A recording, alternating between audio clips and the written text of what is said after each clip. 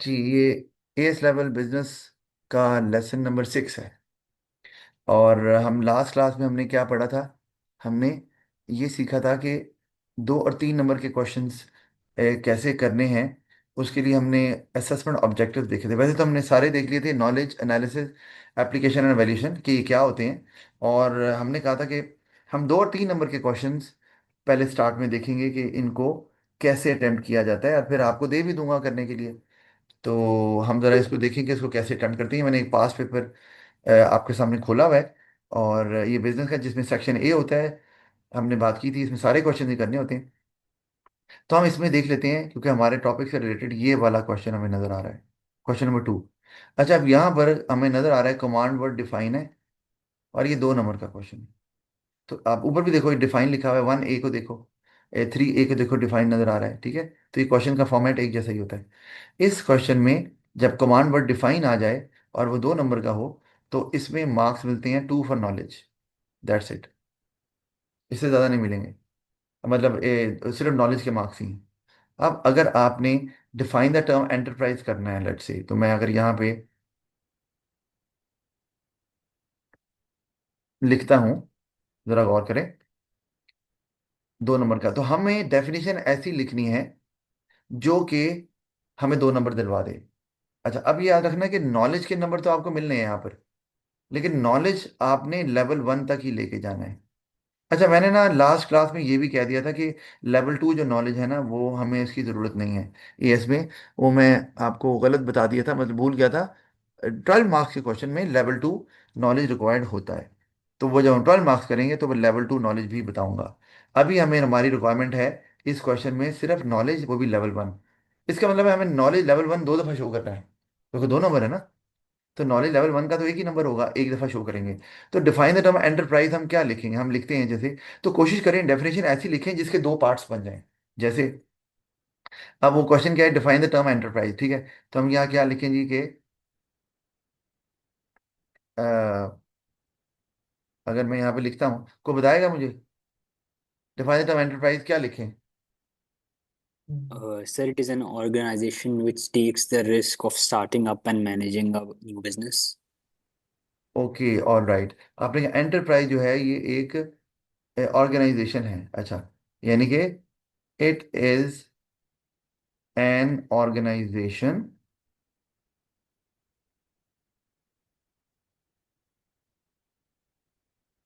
ठीक है। अच्छा, ऑर्गेनाइजेशन, और वो क्या करती है? दैट वर्क्स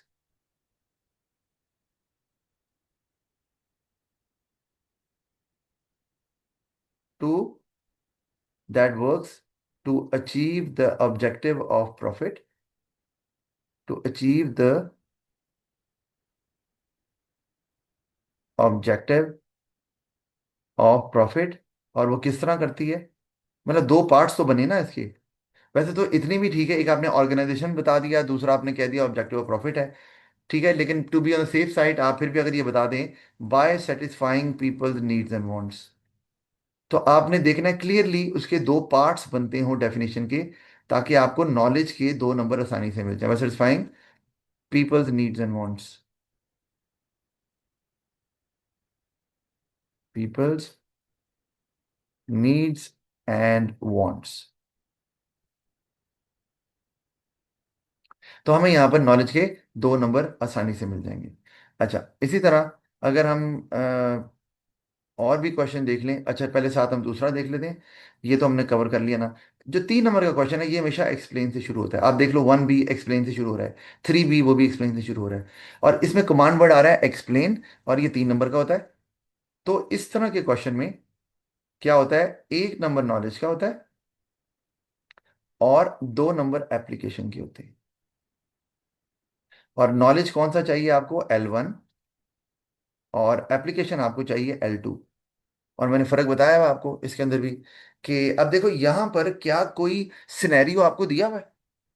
नहीं दिया हुआ। वही वाली बात जो मैंने आपको बताई थी, यहाँ लिखा हुआ है आ बिजनेस, कोई भी बिजनेस। तो इसका मतलब है फिर एप्लीकेशन तो शो करनी है, लेकिन पहले आप क्या करेंगे? वन रीजन वाई आप बिजनेस माइट फेल, नॉलेज कैसे शो करेंगे? लेवल 1, मैंने बताया था लेवल 1 नॉलेज 2 तरह से शो की जाती है। डेफिनेशन देके, किसी चीज को डिफाइन करके, या पॉइंट्स को लिस्ट करके। तो यहां जैसे ही आप एक रीजन लिखेंगे बिजनेस के फेल होने का, आपको एक नंबर मिल जाएगा। तो why a business might fail, तो क्या रीजन लिख सकते हैं हम? Sir, the business plan is not flexible. Flexible, ये बिल्कुल हो सकता है। और Does not have enough finance. वो भी होता है, ओवर एक्सपेंशन भी होती है। आपने मिसाल क्या बताया? सर मैंने कहा enough finance ना हो। अच्छा ओके, तो अब आपने अगर यहाँ लिख दिया है कि लैक ऑफ फाइनेंस, अगर हम ये लिख देते हैं, ठीक है, तो हमें यहाँ पर ये जो हमने लिखा जब, और एक डैश डाल देनी है आपने। डैश का मतलब है ये नॉलेज है, तो हमने नॉलेज शो कर दिया, एक नंबर मिल गया। अब हमें दो नंबर चाहिए एप्लीकेशन के। इसका मतलब है हमें कोई कॉन्टेक्ट तो दिया नहीं हुआ बिजनेस का, हमें अपने पास से अज्यूम करना है। ठीक है, तो अब क्या अज्यूम करें? मैंने बताया था आपको एप्लीकेशन के तीन तरीके हैं, तीन चार, क्या Uh, सिनेरियो बनाने के। किसी ब्रांड का जिक्र कर लें अगर आपको लगता है सूटेबल है, किसी बिजनेस की नेचर बता दें, या बिजनेस के एनवायरनमेंट की बात कर लें। अब मैं आपको एक एग्जांपल देता हूँ, ठीक है। इफ आ बिजनेस, सिनेरियो बनाना है पहले हमने। If a business operates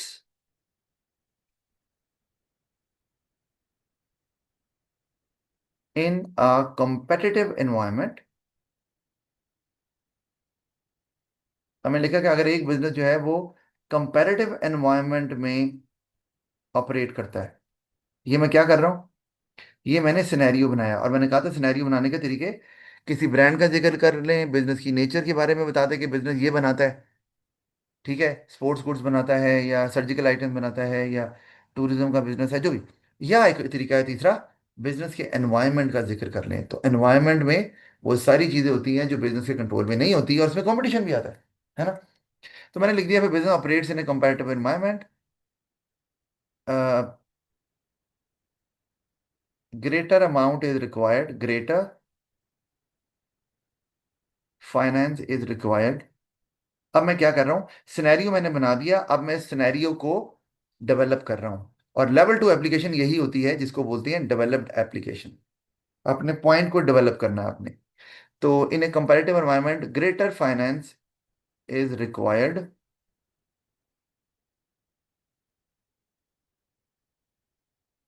for promoting your product. ठीक है, अब प्रमोटिंग में एडवर्टीजमेंट भी आ जाती है, मार्केटिंग बोल रहे हैं आप, फॉर प्रमोटिंग प्रोडक्ट्स। ठीक है, अच्छा ये मैंने लिखा है प्रमोटिंग प्रोडक्ट। तो अब अगर क्या होगा, without sufficient finance, without sufficient finance business won't be able to create an image, business won't be able। अच्छा मैं यहाँ पर फॉर प्रमोटिंग की जगह पर ये भी लिख सकता हूँ, for advertisement of the products,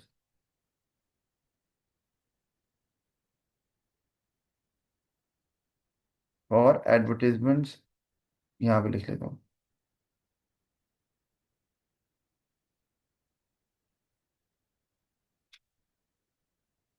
for advertisement,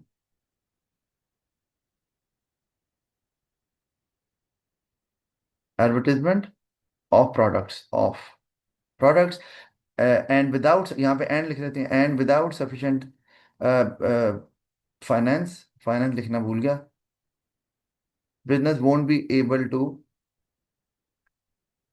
create a distinctive image, create a distinctive image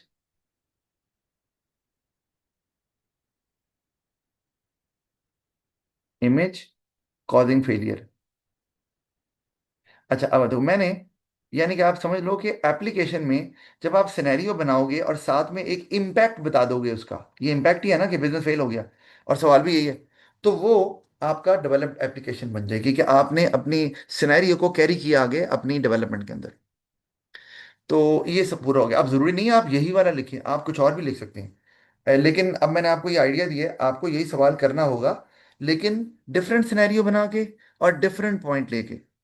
ठीक है, कि मैं आपको दूंगा करने के लिए भी, लेकिन मैंने अभी अपना आंसर ये लिखा है मेरे। और भी मैं आपको बता सकता हूँ कि किस तरह लिखा जा सकता है सिनेरियो, और क्या बनाया जा सकता है, या लैक ऑफ फाइनेंस को ही आप यूज करके डिफरेंट डेवलपमेंट भी कर सकते हैं।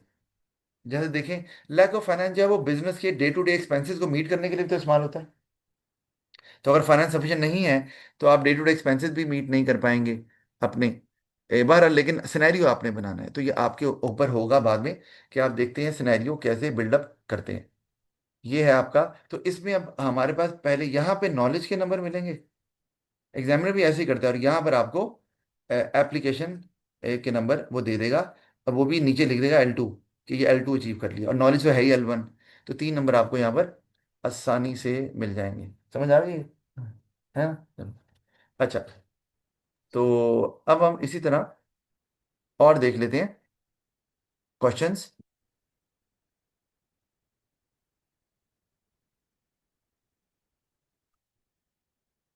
सर 5 मार्क्स वाले का क्या होता है? हाँ, 5। अभी बेटा 5 पे पहुंचे नहीं, अभी सिर्फ 2 और 3 ठीक है की सर। बात कर रहा हूँ। 5 पे हम बिल्कुल उस पर भी बात करेंगे। पहले ये तो देख लो आपने सही कर लिया कि नहीं। अच्छा, अब और ये क्वेश्चन मैं आपको ना भेज दूंगा, और आपको ये क्वेश्चन फिर करने होंगे, और फिर कल इसको मैं आपके साथ डिस्कस भी कर लूंगा कि आपने क्या किया, और फिर हम आगे 5 पे भी चले जाएंगे। अच्छा, अब इसमें भी हमारा जो टॉपिक से रिलेटेड क्वेश्चन है वो ये वाला है, define the term added value, और फिर है explain one quality an entrepreneur needs for success. तो अब इसके बारे में तो बात करूंगा मैं, सवाल नहीं, इसको सॉल्व नहीं करूंगा। एडेड वैल्यू की डेफिनेशन लिखेंगे, आपको 2 नंबर मिल जाएंगे। ठीक है। अच्छा, और लेकिन वो कॉम्प्रिहेंसिव डेफिनेशन होनी चाहिए। मैं नहीं कहता कि रट्टा लगाओ, अगर आपको समझ है और आप एक अच्छी डेफिनेशन लिख सकते हो जिसमें 2 पार्ट्स हैं, तो आपका लेवल 1 नॉलेज 2 दफ़ा डेमोन्स्ट्रेट हो जाएगा, तो आपको 2 नंबर मिल जाएंगे। अगर आपने 1 लाइन डेफिनेशन लिखी हुई है तो जाहिर बात है वो फिर आपको एक ही नंबर देगा उसमें। अच्छा, एक्सप्लेन वन। सर 2 पार्ट्स का मतलब बीच में कनेक्टिव्स डाल के। नहीं नहीं, कनेक्टिव नहीं, कि आप जब डेफिनेशन दे रहे हैं ना तो उसके क्लियरली 2 पार्ट्स हमें नजर आते हो। जैसे अभी एंटरप्राइज की डेफिनेशन लिखी है, तो एंटरप्राइज की डेफिनेशन ये भी तो हो सकती है मैं आपके, enterprise is an ability to take the risk of running the business, ये एक part, that also organises all the factors of production. तो ये 2 पार्ट हो गए, तो डेफिनेशन आपकी पूरी हो गई। इस तरह एडेड वैल्यू में भी 2 पार्ट्स हो सकते हैं, 2 एलिमेंट्स आप समझ लो होने चाहिए, ताकि आपकी ओके डेफिनेशन सर। डेफिनेशन में 2 नंबर मिल जाए। अच्छा, फिर अगर हम देखें तो चलें, ये तो आप एडेड वैल्यू वाली तो काम कर ही लेंगे डेफिनेशन। फिर है explain one quality and entrepreneur needs for success. ये भी एक नॉलेज का नंबर लेवल 1, और 2 एप्लीकेशन लेवल 2। तो अब एक क्वालिटी आपने बतानी है, और N entrepreneur needs for success. ठीक है। तो अब पहले जैसे क्वालिटी बताएंगे आपको लेवल 1 नॉलेज के नंबर मिल जाएंगे, और उसके बाद आपने बताना है कि वो क्वालिटी जो है वो कैसे सक्सेसफुल होगी, लेकिन उसमें आपको सिनेरियो भी यूज करना पड़ेगा हर सूरत में। अब जैसे मैं एग्जांपल आपको दे देता हूँ, आपने ये यूज नहीं करनी। अब जैसे जुबानी आपको बताता हूँ कि हमने क्वालिटी लिखा एंटरप्रेन्योर की, इनोवेटिव। आपने लिखा पहले entrepreneur needs to be innovative, ये खाली इनोवेटिव भी लिख दिया, आगे छोटी सी हाइफन डाल दी, डैश, क्योंकि ये शो कर रहा है कि आपने नॉलेज शो किया हुआ है। और उसके बाद आप सर आगे हाइफन डालना जरूरी है? हाइफन, ये शो करता है कि आपने नॉलेज ये शो कर दी है, और आगे आप उसको अब आगे फर्दर दूसरे ऑब्जेक्टिव की तरफ जाना चाह रहे हैं तो ज़रूर डाल दें, बेहतर है। वरना आप फिर एक लाइन लिख दें पूरी, वो भी ठीक है, और फुल स्टॉप डाल के अगला काम शुरू कर दें, अगली बात, अगला ऑब्जेक्टिव अचीव करना शुरू कर दें, हो सकता है। अच्छा, अब इनोवेटिव लिख दिया, अब आप लिखेंगे कि अ, आप ऐसा कह लें, इन इन कार इंडस्ट्री, ठीक है, या इन सेल फोन इंडस्ट्री। मैं ये क्यों सिनेरियो बना रहा हूँ, बिल्ड कर रहा हूँ, एप्लीकेशन के नंबर चाहिए, और आपको पता है वहाँ इनोवेशन बहुत ज़्यादा क्रूशल है फॉर सक्सेस। वो आप बताएंगे क्योंकि टेक्नोलॉजी चेंजेस वेरी क्विकली, और वो डायनेमिक एनवायरनमेंट में अच्छा, आप डायनेमिक एनवायरनमेंट की बात करें तब भी ठीक है, आप ना कार इंडस्ट्री की बात करें, क्योंकि कार इंडस्ट्री में तो फिर नेचर आ गई ना। आप एनवायरनमेंट की बात कर लें, इसमें भी बिजनेस एनवायरनमेंट, कि जी ऐसा, अगर बिजनेस किसी डायनामिक एनवायरनमेंट में ऑपरेट करता है जहाँ पर लोगों की नीड्स और वांट तेज़ी से चेंज होती हैं, तो ये जो इनोवेटिव वाली स्किल है, क्वालिटी है, ये बहुत इंपॉर्टेंट है, और आप इसको फिर डेवलप कर सकते हैं। अच्छा, मेरे ख्याल है ये भी आपको समझ तो आ गई है, प्रॉब्लम इसमें नहीं है। अच्छा, इसी तरह से और मैं आपको एक आधा क्वेश्चन भी अभी दिखाता हूँ आपको।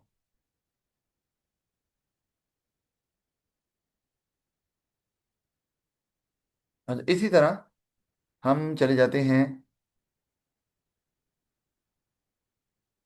एक और पेपर के ऊपर। तो यहाँ पर हमारे पास ये क्वेश्चन यहाँ पे भी हमें नजर आ रहा है।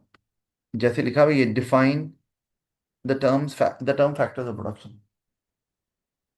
तो इसको तो हम एटलीस्ट कर ही सकते हैं, तो ये भी डेफिनेशन है, तो 2 नंबर नॉलेज के ही मिलने हैं आपको, और आपकी बात बन जाएगी। अच्छा, मैं अब आपको एक बच्चे का आंसर दिखाता हूँ, जिसकी आंसर स्क्रिप्ट मेरे पास है, जिसने पेपर दिया था मई जून 2025 में।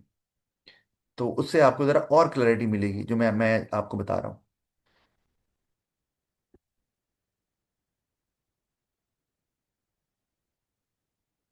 ये देखिए, इस बच्चे के पहले मार्क्स देखें कितने दिए हैं, कितने मार्क्स नज़र आ रहे हैं आपको P1 में 40 में से, नज़र आ रहे हैं? जी सर। कितने हैं? 37। 37, ठीक है, बहुत अच्छा स्कोर किया है। और ए है इसका एस, जो P1 कंपोनेंट है इसमें ए आया हुआ है। ठीक है, अब हम जरा देखते हैं कि ये बच्चा क्या कर रहा है। अभी आपसे रिलेटेड नहीं भी है ना टॉपिक से, तो कोई बात नहीं, हमने तो सिर्फ देखना है इसने असेसमेंट ऑब्जेक्टिव कैसे अचीव किए। ये उसकी स्क्रिप्ट है, आंसर स्क्रिप्ट। अच्छा, अब मैं आपको इसमें अगर पहला पढ़ूँ ना कि मिशन स्टेटमेंट, सवाल था मिशन स्टेटमेंट क्या है, तो उसने लिखा है the general statement for any business to express their aims towards external and internal stakeholder. और उसने ही लिख दिया for a furniture manufacturer it could be making our customers proud. अच्छा, डेफिनेशन लिख दी है, ठीक है, डेफिनेशन लिखने की जरूरत नहीं होती, क्योंकि आपने तो उस टर्म को डिफाइन करना होता है। तो उसने यहाँ वैसे नंबर, उसने कहा मिशन स्टेटमेंट क्या है, ये एक जनरल स्टेटमेंट होती है किसी भी बिजनेस की, ये एक पार्ट ये है। और स्टेटमेंट में होता क्या है, उसमें आप एम्स को के बारे में एम्स को एक्सप्रेस करते हैं, ताकि जो आपके और लोग हैं उनको पता चले कि बिजनेस किस लिए बना है। बहरहाल, मैं कहूँ तो बहुत अच्छी डेफिनेशन ये नहीं है, एग्जामिनर ने फिर भी 2 नंबर दे दिए हैं, क्योंकि 2 पार्ट्स हैं लेकिन बहुत क्लियर से क्लियर नहीं है। तो जो मैं आपको बता रहा हूँ उससे तो नंबर कटने के चांसेस हैं ही नहीं। अच्छा, अब ये देखो, ये सवाल पूछ रहे थे कि CSR डिसएडवांटेज का एक डिसएडवांटेज बताएं। CSR समझते हैं आप? CSR मतलब कॉर्पोरेट सोशल रिस्पॉन्सिबिलिटी, के बिजनेस जो है उसकी उसकी रिस्पॉन्सिबिलिटी अदर देन ओनर्स भी है, सोसाइटी की तरफ, वर्कर्स की तरफ, कस्टमर्स की तरफ। तो अभी इसने क्या लिखा है, one disadvantage that CSR requires the business to use large amount of finance. ये क्या है, ये क्या शो किया इसने? नॉलेज। जी बिल्कुल, नॉलेज। उसने एक डिसएडवांटेज मेंशन कर दिया कि भाई पैसा ज्यादा लगता है, अगर आप CSR को फॉलो करेंगे तो पैसा ज्यादा लगेगा। 1 नंबर मिल गया, देखो एग्जामिनर ने टिक लगा दिया। अच्छा, फिर this can cause the cost to rise and profits to be decreased. अब यहाँ एक इशू रहा कि ये इन्होंने डेवलप कर रहे हैं लेकिन एप्लीकेशन कहीं नहीं है, लेकिन आगे बता दिया for example a car manufacturing manufacturer may have install catalytic converters. अब खाली कार में उसने जिक्र किया और बताया कि कार मैन्युफैक्चरिंग में क्या कर रहे हैं, कि ये वो catalytic converters into cars to release less toxicants या कार्बन के पार्टिकल्स इन द एटमॉस्फेयर। अच्छा, अब मैं कहूँ तो इनका स्ट्रक्चर अच्छा नहीं है, इनको चाहिए था पहले सिनेरियो बनाते और फिर डेवलप करते। लेकिन एग्जामिनर ने इन पर भी तरस खा लिया कि उन्होंने डेवलप किया हुआ है और साथ में उन्होंने चूंकि कॉन्टेक्स्ट बता दिया है, तो एग्जामिनर उनको नंबर दे देंगे। लेकिन आपका तरीका क्या होगा, पहले आप कार मैन्युफैक्चरर का जिक्र करेंगे, बताएंगे कि वो कैटेलिटिक कन्वर्टर कन्वर्टर लगा रहा है, और उसकी वजह से चूंकि कॉस्ट बढ़ेगी, और कॉस्ट बढ़ेगी तो प्रॉफिट कम होगा। ये है, आपने अपने सिनेरियो को कैरी किया अपनी डेवलपमेंट में, तो आप लेवल 2 एप्लीकेशन पे पहुंच गए इस तरह से। तो लेकिन इसमें उसने आपको नंबर दिए। अब देखो, आप इसमें गौर करो, तो इसमें 3 टिक लगाए हुए, एग्जामिनर ने 3 टिक लगाए हुए हैं। 3 टिक क्यों लगाए हैं? पहला टिक है नॉलेज का, लेवल 1। दूसरा टिक है सिनेरियो बिल्डिंग, ठीक है। और तीसरा टिक है कि उसको कैरी करने का डेवलपमेंट में। तो उसने डेवलपमेंट पहले की हुई है, तो इसीलिए एग्जामिनर ने फिर भी नंबर तो उसको दे दिए हैं। क्योंकि आगे चलो, उसने अगर नाम भी लिया है तो आगे बताया तो है ना कि वो क्या करेगा, मतलब CSR को फॉलो करने के लिए वो कर क्या रहा है।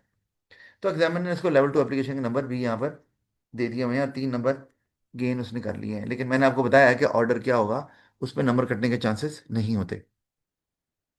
अच्छा, इसी तरह से आप ये देखो, इनवॉलंटरी रिडंडेंसी लिखा हुआ है, तो आपको पता है रिडंडेंसी क्या होती है? कि जब किसी इंप्लॉय को आप बगैर किसी वजह के निकाल देते हैं, तो means that the worker is no longer the part of business operation and is redundant. अच्छा, ये बिल्कुल भी अच्छी बात इन्होंने नहीं लिखी। एग्जामिनर ने यहाँ पे भी इन पे तरस खाया है। कभी भी वो वर्ड नहीं लिखना जो कि डेफिनेशन में होता है, ये याद रखना। अच्छा, this can happen for a business trying to cut down on their cost. Redundancy does not mean the worker is fired. अब आप गौर करो तो इसको डेफिनेशन से बन ही नहीं रही बच्चे से। आपको मैं ये दिखाना चाह रहा हूँ कि कोई परफेक्ट आंसर नहीं दिखा रहा आपको मैं, कि ये एक बच्चा है बहुत लाइक है तो देखिए आंसर कैसे लिखें। मैं सिर्फ बता रहा हूँ कि स्कोर कैसे करना है। तो इसको चूंकि ये पता था कि मुझे पार्ट्स बनाने हैं, दो से बन नहीं रहे, इसको प्रिसाइज डेफिनेशन नहीं आ रही, तो पहली वाली लाइन का तो कुछ उसने देखो, आपने टिक भी उसने नीचे लगाया हुआ एग्जामिनर ने। तो ऊपर तो उसने जो लिखा है कि नो लॉन्गर, वो उसको क्या कहते हैं, पार्ट ऑफ बिजनेस ऑपरेशन का नहीं होता पार्ट, क्योंकि वो रिडंडेंट हो जाता है। तो रिडंडेंट का कोई नंबर नहीं है, क्योंकि एग्जामिनर कह रहा है भाई रिडंडेंसी तो ऊपर लिखा हुआ है, आप मुझे बताओ होती क्या, आप रिडंडेंट लिख रहे हो साथ ही। ये बिल्कुल नहीं लिखते। उसका नंबर मिला भी नहीं, नंबर नीचे मिला है कि रिडंडेंसी क्या है जी, कि वो हैपन होती है जब आप कट डाउन कर रहे होते हैं कॉस्ट को। और रिडंडेंसी का मतलब ये नहीं होता कि आप फायर कर रहे हैं, ये बिल्कुल सही बात हो गई। तो ये दो पार्ट्स हैं जिसकी वजह से नंबर मिले हैं, क्योंकि रिडंडेंसी में आप वर्कर्स को कहते हैं कि आपकी ज़रूरत नहीं है। फायर का मतलब तो होता है कि वर्कर का कसूर है और आप उसको नौकरी से निकाल रहे हैं because of the fault of the worker.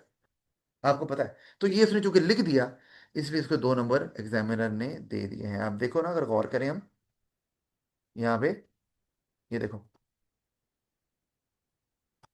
यहाँ देखो, 2 में से 2, 1 ए के अंदर, और 3 में से 3। ठीक है, आगे आप 2 ए में देखो, 2 में से 1 नंबर दिया हुआ है। अब यहाँ देखो, ठीक है, 2 ए में 2 में से 1 नंबर दिया हुआ, जैसे मैंने आपको बताया, प्रिसाइज डेफिनेशन मौजूद नहीं है। ठीक है, और वो कर रहा है कोशिश की थी, ऊपर लिख दिया, और वो जो रिडंडेंसी लिखा वो रिपीट कर दिया उसने, बुरा इंप्रेशन पड़ा, उसका कोई नंबर नहीं मिला। निचले वाले पार्ट का नंबर दे दिया, ऊपर वाले का नहीं दिया, तो 1 नंबर। प्रिसाइज डेफिनेशन देते तो बहुत आसान था, कि अगर आप लिख देते कि इनवॉलंटरी रिडंडेंसी इज, इनवॉलंटरी का मतलब है कि एम्प्लॉय की मर्जी से रिडंडेंट नहीं हो रहा, क्योंकि वॉलंटरी रिडंडेंसी भी होती है, बहरहाल ये हम पढ़ेंगे बाद में। जब एम्प्लॉय खुद कहता है जी मुझे मुझे छोड़, मैं आप बंदे निकालना चाह रहे हैं, मैं छोड़ना चाह रहा हूँ।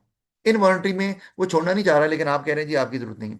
तो इसमें कि when the worker is no longer required for the job, and worker does not wish to leave the organisation.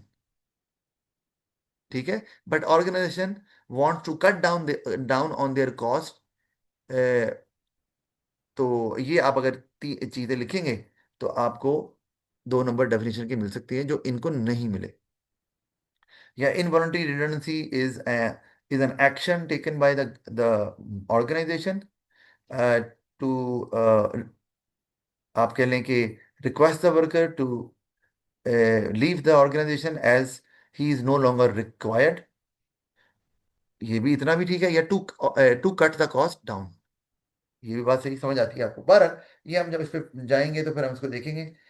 यहाँ पे 1 नंबर मिला। अच्छा, अब नीचे देखो, नीचे जो है वो सवाल है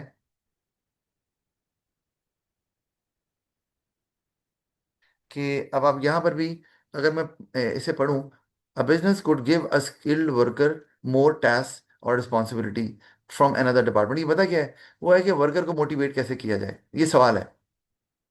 तो लिखा हुआ है business could give a skilled worker more task और रिस्पॉन्सिबिलिटी फ्रॉम अनदर डिपार्टमेंट। ये क्या है? क्या शो किया उसने? नॉलेज। नॉलेज। क्योंकि उसने पूछा है कि मोटिवेशन कैसे हो सकती है, उसने बता दिया कि आप वर्कर्स को टास्क ज़्यादा दे दें, उसको रिस्पॉन्सिबिलिटी दे दें, खुश हो जाएगा। अच्छा, for a graphic designing company, ये हुई ना बात। अब उसने पहले सिनेरियो बिल्ड किए। द मैनेजर में give worker one task from human resource and one from marketing. This encourages employee development, fulfilling his team needs and encouraging multitasking. This concept is also पता नहीं क्या लिखा है, applied to rotation as well. Bharat, तो उसने scenario build किया और फिर उसको लिखा है। और 3 टिक आपको नजर आ रहे हैं, और 3 टिक का मतलब क्या है कि एक टिक जो है वो नॉलेज क्या है, दूसरा एप्लीकेशन क्या है, और फिर उसके बाद जो उसको डेवलप किया वो। अच्छा, तो और अगर आप ज़्यादा बेहतर किया है जिसमें नंबर बिल्कुल भी नहीं कट सकते, वो ये कि अगर ग्राफिक डिजाइनिंग कंपनी की बात करनी तो उसके अंदर जाएं कि उसमें क्या करना है। ग्राफिक डिजाइनिंग, आप ऐसी ऐसा बिजनेस सिनेरियो बताए ना जिस बिजनेस के बारे में आपको पता हो। अब ग्राफिक डिजाइनिंग में उसको जाना चाहिए था कि जैसे एक ये काम है और एक ये वाला काम है, वो नहीं लिखा उसने। वो नहीं लिखा, और मेरे हिसाब से स्टिल ये वीक आंसर है, लेकिन एग्जामिनर ने इसको स्टिल नंबर दिए हुए हैं। तो इसलिए जो मैं आपको बता रहा हूँ उसमें एग्जामिनर आपके नंबर कटने के चांसेस हैं ही नहीं। आप ये देखो यहाँ पर 3B में 3 में से 3 दिए हुए नंबर। ठीक है, तो स्टिल ये थोड़ा वीक है, लेकिन एग्जामिनर फिर भी मार्जिन थोड़ा दे देता है। उसको बोलते हैं बेनिफिट ऑफ डाउट। तो उसमें भी नंबर दे देता है। तो हमने बेनिफिट ऑफ डाउट के नंबर नहीं लेने भाई, हमने सीधे सीधे नंबर लेने के पक्का हो कि हमें नंबर मिल रहे हैं हर सूरत में। ठीक है जी। तो ये 2 से 3 क्वेश्चन वाले जो क्वेश्चन हैं, वो इस तरह से अटेम्प्ट करने हैं। होपफुली आपको समझ आ गया होगा, इसमें कोई इशू नहीं है ना जी? ठीक है ना? जी सर। अच्छा, अब आपने करना क्या है? हाँ। अब आपने ये करना है कि अब जैसे ये क्वेश्चन है, तो आपने ये क्वेश्चन करने हैं। कौन कौन सा मैं इस पे निशान लगा देता हूँ और आपको शेयर भी कर देता हूँ। आपको लिखने की जरूरत नहीं है। एक आपने ये क्वेश्चन करना है, लेकिन मेरा आंसर कॉपी नहीं करना। उसका पार्ट ए, पार्ट बी मैंने निशान लगा दिया आपको। ठीक है? और इसमें से और कुछ नहीं है जो हमारे से रेलेवेंट हो। और इसी तरह से इसमें भी मैंने जो सिर्फ डिस्कस ही किया था, इसमें भी आप अपने पास से सिनेरियो बनाओगे। ये वाला क्वेश्चन है, इसमें भी आप एक क्वेश्चन अटेम्प्ट कर सकते हैं, ये क्वेश्चन नंबर 2। और उसमें भी आप पार्ट ए भी कर सकते हैं, पार्ट बी भी कर सकते हैं। दोनों क्वेश्चन आपने अटेम्प्ट करने हैं इसके भी। ये भी पहले टॉपिक में से है। और फिर अगर तीसरा हम देख लें, तो तीसरा चले भाई, दो ही ठीक है, दो ही ठीक है, क्योंकि उसमें दोनों में 2 2 3 3 नंबर के क्वेश्चन आ रहे हैं, कम रखते हैं। तो ये आपने मुझे भेज देने हैं। करने के बाद कोशिश करें कैम स्कैनर यूज़ करें, ताकि PDF में आए, मेरे लिए चेक करना आसान होगा। और उसको हम डिस्कस करेंगे कल क्लास के अंदर। तो आज के लिए इतना ही। आपको मैंने कहा था आज ज़रा लेसन थोड़े से शॉर्ट रहेंगे। तो see you in the next class. खुदा ओके सर, अल्लाह अल्लाह हाफ़िज़। हाफिज।